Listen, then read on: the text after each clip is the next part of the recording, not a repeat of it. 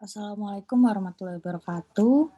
Pada kesempatan kali ini, kelompok kami akan mempresentasikan tentang sistem ekonomi sosialis pada negara Hungaria dan Uni Soviet. Next. Dengan anggota kelompok, yaitu ada Salsabila Fitria, ada Sesi Anggia, ada Siva Kurota, ada Syahrila, ada saya sendiri, yaitu Yulita Neta, dan yang terakhir ada Zuratul Munawaroh. Nah, pada kali ini, kelompok kami membahas dua bagian. Yang pertama adalah di negara Hungaria, kami akan membahas secara sistem ekonominya, kemudian bagaimana sistem perekonomian sosialis berjalan di negara tersebut, dan yang terakhir adalah pengendalian ekonomi di negara Hungaria. Kemudian yang selanjutnya adalah Uni Soviet, kita akan membahas tentang sistem ekonomi di berbagai era, ciri-ciri sistem ekonomi di negara Uni Soviet, kemudian model pembangunan ekonominya seperti apa, kemudian ada krisis dan pembubaran seperti apa, yang ada konsep dasar sistem ekonomi sosialis pasar, perencanaan dan organisasi, dan yang terakhir pengembangan teknologi dan insentif. Next. Oke, kita akan bahas tentang negara Hungaria. Yang pertama adalah sejarahnya. Silahkan kepada yang bertugas.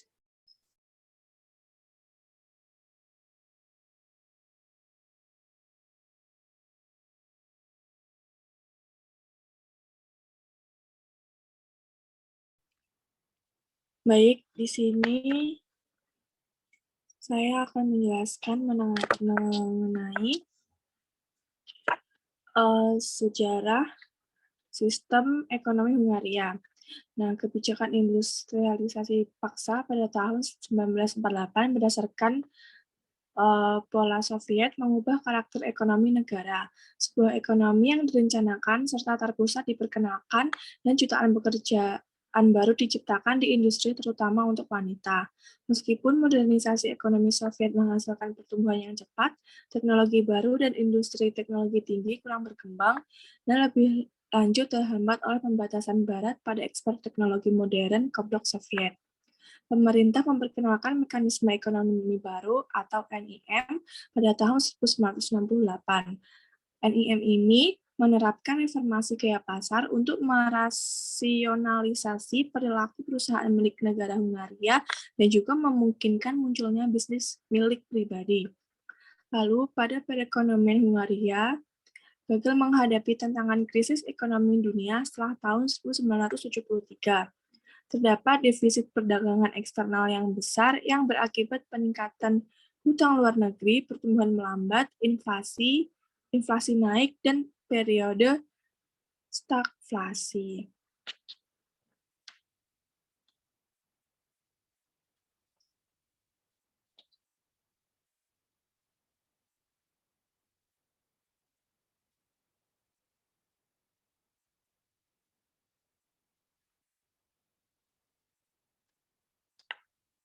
Setelah tahun 1989, pasar dan sistem parlementer Hungaria mewarisi ekonomi yang dilanda krisis dengan utang luar negeri dan sektor ekspor yang tidak kompetitif. Hungaria beralih ke pasar dunia dan merestrukturisasi perdagangan luar negeri. Bersamaan dengan pembuka negara yang tiba-tiba dan radikal dan penghapusan subsidi negara menyebabkan penurunan ekonomi. Pertanian terpengaruh besar secara drastis dan menurun. Output industri dan PDB masing-masing turun 30%. Pertengahan tahun 1990-an, ekonomi kembali tumbuh, tetapi hanya moderat.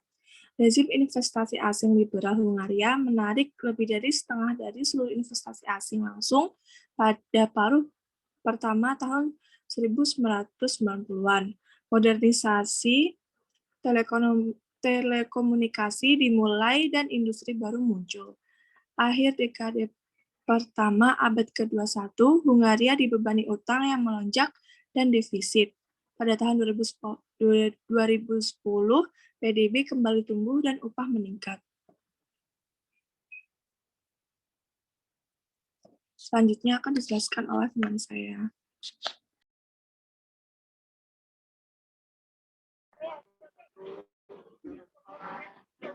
Baik, di sini saya akan menjelaskan tentang sistem ekonomi Hungaria. Jadi struktur ekonomi Hungaria sendiri sebagian besar dengan kompatibel dengan negara lain. Pada tingkat perkembangan yang sama, sektor jasa menyumbang sedikit kurang dari 2/3 dari PDB-nya sendiri. Jasa ekonomi mewakili porsi yang cukup besar dari ekspor negara tersebut.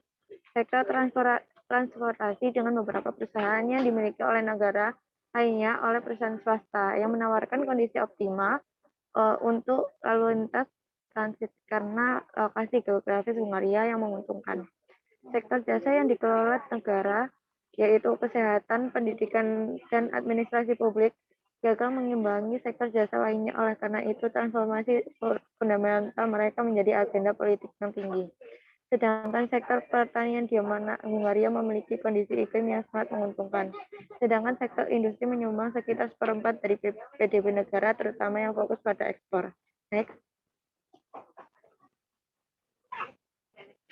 Nah, di perekonomian Hungaria sendiri dibandingkan dengan anggota lain dari Eropa Serikat terkena dampak krisis global yang sangat parah. Menjelang akhir tahun 2010, selama tahun 2011, negara ini itu menghasilkan pertumbuhan yang jauh lebih lambat daripada sedikit peningkatan yang dicapai oleh negara lain. Resesi berlanjut pada tahun 2012, meskipun ada sedikit pertumbuhan di Uni Eropa dan ekonomi dunia, dan dorongan yang kuat secara tradisional diberikan oleh ekspor bersama ekonomi Hungaria.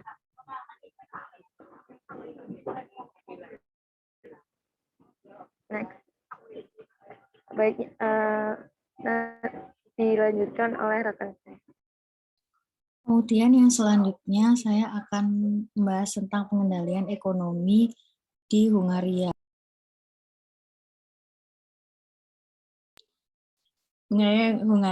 Kemudian yang selanjutnya yang pertama adalah Partai Sosialis Hungaria, nama baru dari Partai Komunis Hungaria. Jadi dulunya namanya adalah Komunis Hungaria, sekarang diganti menjadi Partai Sosialis Hungaria. Kembali memegang tumpuk pemerintahan, dan dalam putaran pertama pemilu yang berlangsung 3 pekan pada waktu itu, Partai Sosialis menang dengan perolehan suara 31%, sementara itu partai pemerintah yang berkuasa. Kemudian pada saat itu juga Forum Demokrasi Hungaria cuma mendapat 11% suara. Ekonomi dalam masa sosialis Hungaria yang dulu menganut sistem ekonomi terpusat dengan kontrol ketat oleh negara berubah menjadi sistem kapitalis dan mengambil perekonomian pada pasar bebas.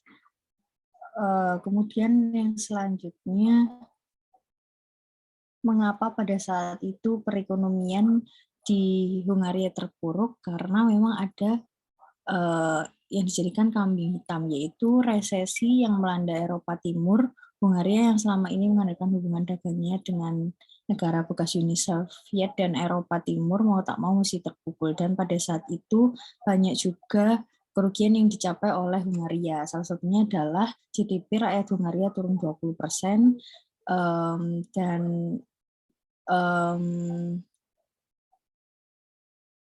banyak juga kerugian-kerugian di sektor lainnya yang membuat negara Hungaria menjadi negara yang perekonomiannya turun. Next.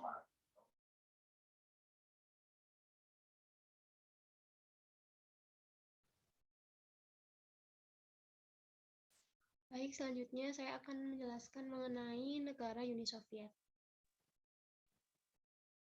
Yang pertama adalah sistem ekonomi di berbagai era. Terdapat 5 era di kepemimpinan di negara Uni Soviet. Yang pertama yaitu di era Lenin. Lenin ini adalah pemimpin pertama di Uni Soviet. Pada masa pemerintahannya, Uni Soviet ditekankan berupa sebuah negara sosialis yang menuju masyarakat komunis. Ideologi komunis sebagai sistem yang diterapkan di negaranya dan penguat eksistensi sebagai pemimpin tertinggi di Uni Soviet. Yang kedua adalah era Stalin. Pada era Stalin ini, modernisasi pertanian dengan program kolektivitas terkenal ganas dan mengakibatkan banyak rakyatnya mati kelaparan. Kemudian Stalin juga memprakarsai industrialisasi meski lebih ditujukan untuk kepentingan militer. Stalin juga membangun kembali ekonomi yang porak-poranda akibat perang dan menindas para pembangkang. Selanjutnya, kepemimpinan dilanjutkan oleh Khrushchev. Pada era Khrushchev ini, ia mengubah kebijakan Stalin yang tergolong kejam melalui destalinisasi dan berusaha memperbaiki hubungan dengan negara-negara barat. Pada masa ini terjadi perlombaan angkasa dan senjata nuklir. Yang selanjutnya yaitu era Brezhnev. Brezhnev ini memulai politik detente untuk mengurangi ketegangan dengan negara-negara barat. Ia juga menghidupkan kembali beberapa kebijakan Stalin yang bertumpu pada pembangunan industri berat dan militer. Pada era Brezhnev ini dikenal sebagai masa stagnansi karena birokrasi Soviet menghalangi inovasi dan pembaruan dalam segala bidang. Yang terakhir adalah era Gorbachev. Pada era Gorbachev ini terjadi perubahan politik di Uni Soviet pada akhir tahun 1980-an yang terjadi akibat adanya restrukturasi negara melalui kebijakan glasnost dan perestroika yang dibuat oleh Gorbachev. Kebijakan glasnost tersebut memberikan kebebasan berbicara dan berpendapat secara lebih besar. Tujuannya untuk menekan kaum konservatif yang menentang kebijakan restrukturasi ekonominya. Pada era Gorbachev ini, Uni Soviet menghadapi tantangan dalam mengubah sistem ekonomi yang semula didominasi oleh perusahaan negara dan dikendalikan oleh pemerintah pusat. Perekonomian juga mengalami inflasi tersembunyi yang diperparah oleh maraknya pasar gelap. Yang selanjutnya adalah ciri-ciri sistem ekonomi Uni Soviet. Ciri-ciri pokok sistem ekonomi Uni Soviet adalah negara memiliki dan menguasai hampir semua faktor produksi seperti tanah, pabrik, dan peralatan modal. Ciri ekonomi tersebut berlangsung kurang lebih 70 tahun sebelum adanya pembaruan.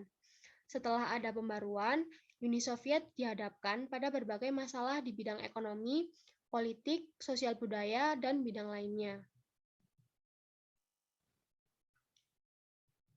Selanjutnya akan dijelaskan oleh rekan saya. Baik, selanjutnya yaitu model pembangunan ekonomi Uni Soviet. Model pembangunan ekonomi yang diterapkan di Uni Soviet adalah model ekonomi terencana. Ekonomi terencana ini yang biasa disebut dengan ekonomi komando, di mana segala proses produksi dan investasi secara penuh diatur oleh pemerintah pusat. Dalam rencana jangka panjang harus menunjukkan adanya koefisien modal yang terus meningkat, yang meningkatkan pendapatan nasional. Oleh karena itu, jika pemerintah mengeluarkan modal yang besar, maka hasil yang diperoleh akan besar juga. Uni Soviet telah melaksanakan sistem ini seperti replika yang mulai dilaksanakan saat pemerintahan Stalin. Next.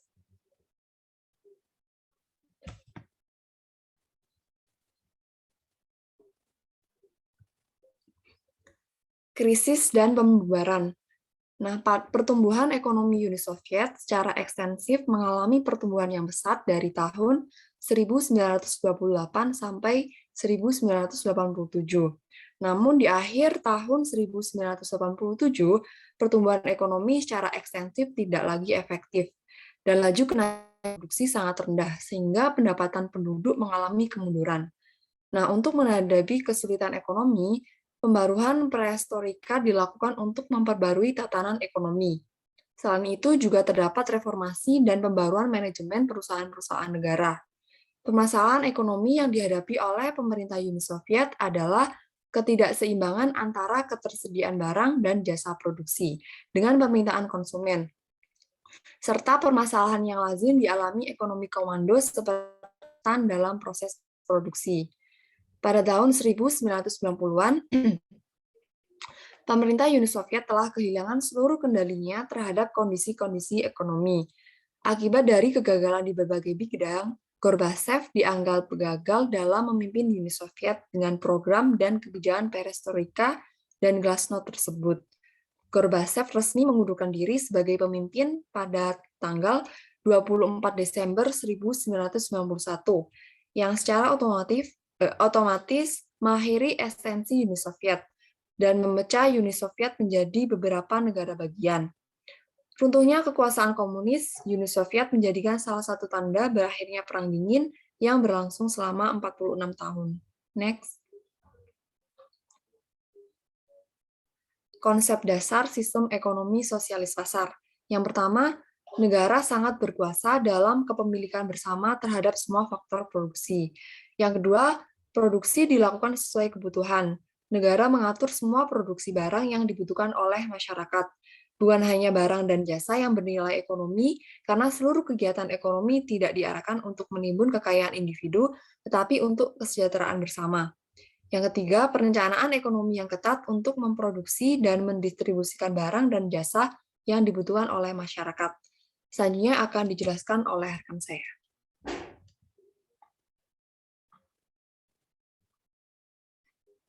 Baik, di sini saya akan melanjutkan tentang perencanaan dan organisasi. Pembangunan dua sektor ekonomi yaitu terdapat sektor negara dan sektor swasta yang kedudukannya sama. Sektor negara tunduk pada sistem persaingan dan pengendalian harga, yang berarti bahwa peran birokrasi pemerintah akan berkurang. Sektor pertama wajib menerapkan harga administrasi sesuai rencana pusat, yang kemudian dilepaskan dengan mekanisme pasar. Sedangkan sektor swasta dan sektor pertanian yaitu merupakan sektor kedua, tempat tinggal koperasi, dan sektor ketiga dapat mendasarkan pada harga pasar tersebut. Karakteristik ini berbeda dengan sistem lama yang sepenuhnya terpusat dan dipimpin oleh pemerintah, sehingga menimbulkan kelemahan dalam merespon pasar, antara lain efisiensi, akuntabilitas, dan inisiatif. Perubahan yang terjadi tidak dipahami oleh birokrasi di semua tingkatan, dan model lama masih digunakan, sehingga pengambilan keputusan yang disederhanakan yang umum dalam rantai komando akan menghambat desentralisasi. Selanjutnya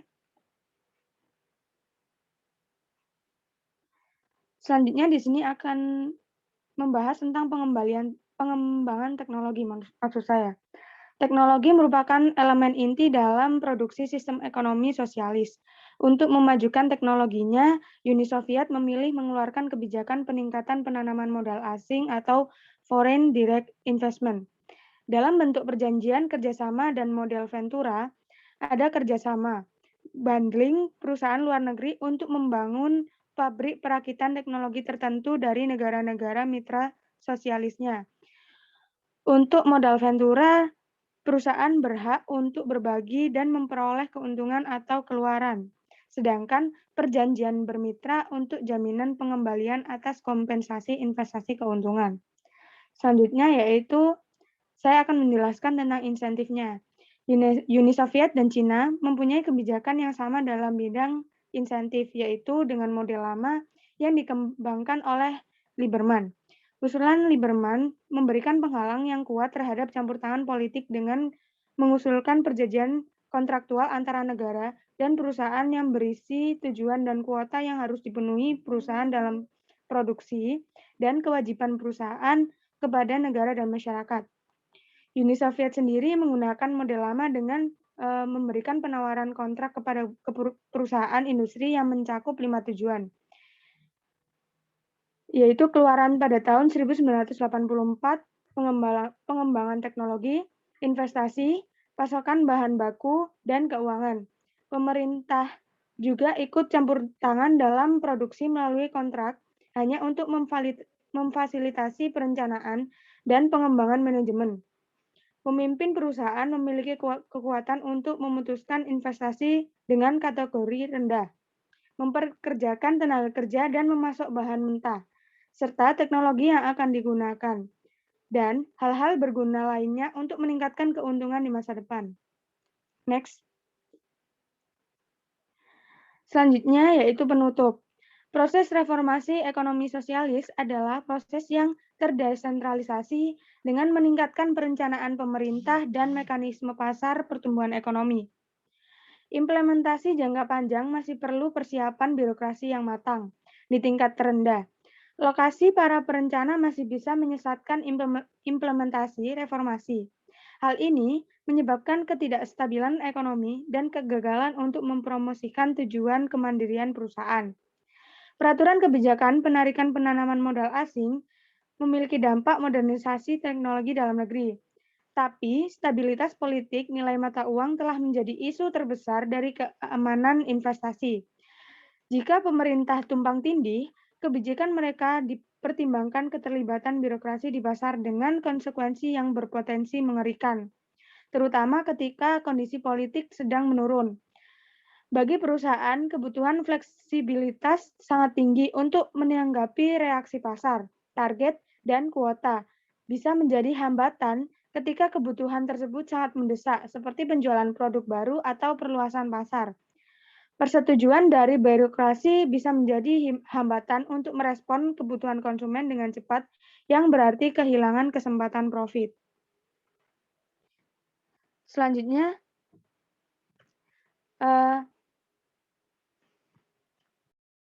sekian dari presentasi kelompok 1. Mohon maaf bila ada kekurangan. Wassalamualaikum warahmatullahi wabarakatuh.